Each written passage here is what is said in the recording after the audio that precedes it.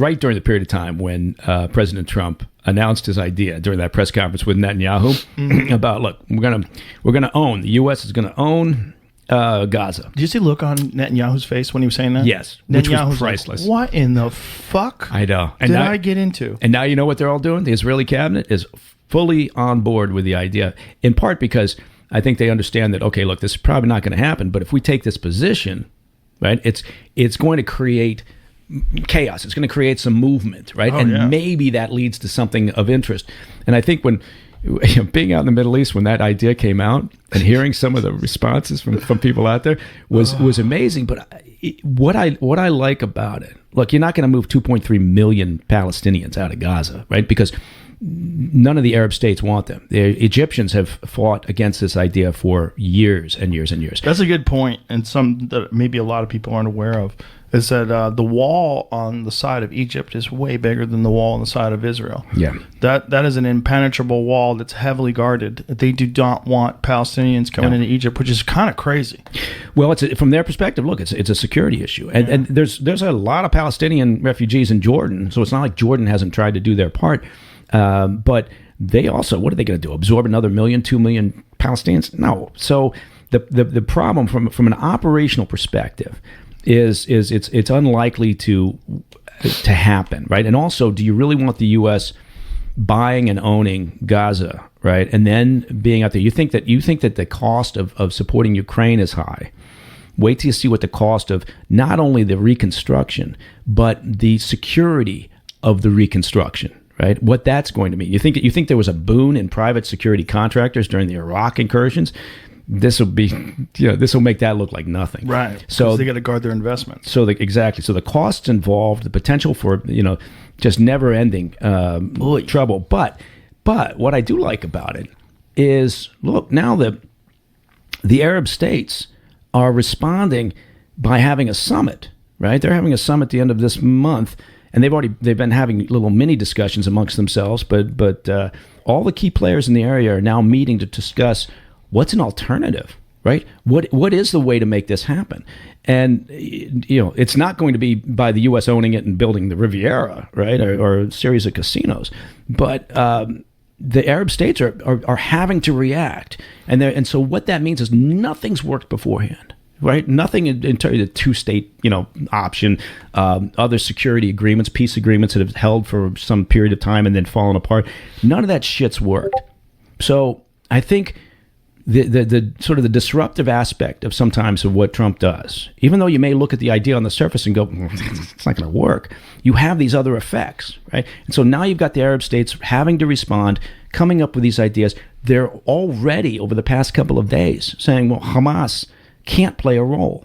If you had said that a year ago, Egypt and Qatar and some of these other Arab states out there would have gotten on board with the idea that Hamas has got to go, that wouldn't have happened, right? I mean, before the 7 October attacks. Right. They're also talking about rebuilding it themselves. Mm-hmm. They're like, well, we'll do it. We'll do it. Just back off. Yeah. We'll do it. We'll take care of it. Which is great. And that's when they have to say Hamas can't be a part of it. Right. That's because they know what the problem is. And they haven't been willing to admit it before, but because the Trump administration just thrown stuff at the wall, right, to see what sticks, they've got to respond. And so now they're coming up with these ideas. Look, Hamas, they are a shell of what they were, right? But they're still supported by the Iranian regime, which is a big problem, right?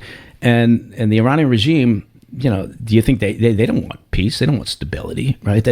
That's not in the books. One of the benefits from their perspective of the 7 October attacks was that it completely scuttled the normalization talks that were going on between Saudi and Israel and the U.S. at the time. So, they're gonna continue to be a problem. But Hamas, is now kind of on its back foot. The Palestinian Authority is saying, well, we'll come in and we'll govern Gaza. Well, the Israelis are saying, no, that's not going to happen either because you guys are, peas in a pod, right? And Palestinian Authority has a program where they actually pay the families of people who kill Israelis, right?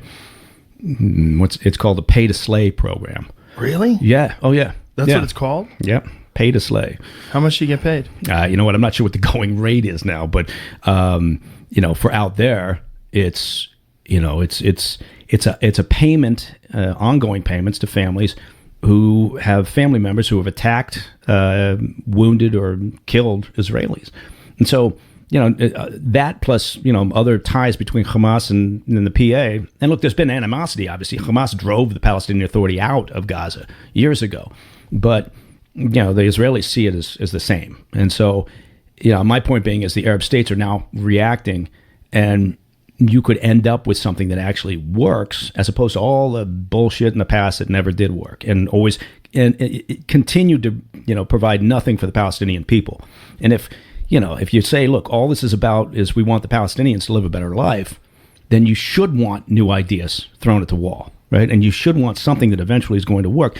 And from a U.S. perspective, you should want something where the Arab states actually take it on board themselves. There's also a problem with the reality of the region at this point, right? It's like, what do you want to happen to that area? Because someone has to rebuild it. Look, absolutely, Israel shouldn't have done what they did and kill who knows how many innocent people and literally destroy most of the buildings there. We all can agree that's a horrible thing, but it's done. Mm-hmm. So now what? Yeah, and we can also agree that it was not. Look, yeah, I agree. It was a very aggressive action. I would argue that the U.S. would engage in that same aggressive action if we had a proportionate, attack from Mexico. Or something like that. Yeah. So, or Canada, right? Goddamn Canadians! They're plotting something. I just know it. So if so that's true. But again, it was a war that Hamas started. Right? I think you have to go back to the beginning of this one. And yes, there's fault on both sides, of course. But, Hamas now at times has been acting like the aggrieved party. Right? It's fuck around and find out in the worst way possible. Yeah. That's what it is. I mean, they gave Israel the green light to just go ham. And now when you see the overhead drone footage of what Gaza looks like now, it's hard to even believe that it's real. Everything's gone. Yeah, which I get it. I mean, from a real estate developer's perspective, I'm sure he's seen overhead imagery. Right, turn it into the Mediterranean of the Middle East. This looks like a demolition site. So let's clear it out. The real question is, if that doesn't, then what? If you don't want that to happen, then what? If the United States doesn't take it over, or who should, and what do you do with it?